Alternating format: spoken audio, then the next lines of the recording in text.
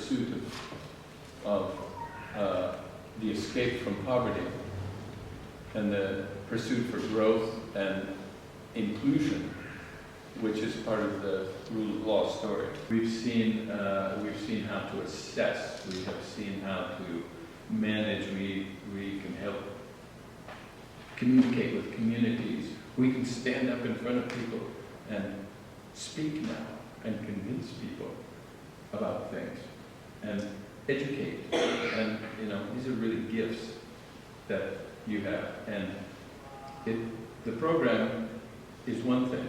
It's really your efforts to actually take all these references and all these discussions and all this guidance and mentoring, and actually to do something with it yourself. And I can see that you have. And that kind of gives us energy to continue on to PROLAW 6 and whatever. And we now have an opportunity, I think, we have 104 people now who have gone through the course. That's getting to be a critical mass. It's not enough, even with all the efforts that I know you're going to put in, to create a tipping point in the world toward the rule of law, because remember, we have 4 billion people who are still out of it. We need more of us. And it's impossible in this one program to create enough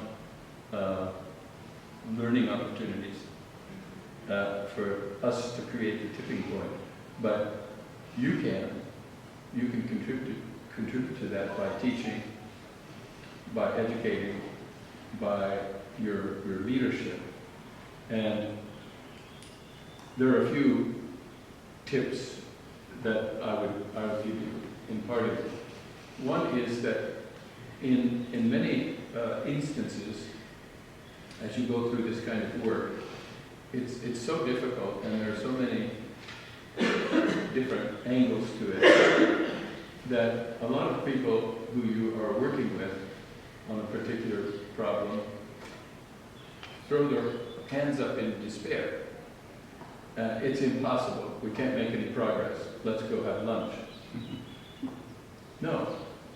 You're there. There's always a way. And, because you've had now an education on where to find different documents and the work of other people, maybe they can show the way. And you have had the opportunity to listen to all these conversations from your colleagues from 17 countries who had different point of view, and something that one of them said will stick, and maybe that's the way forward.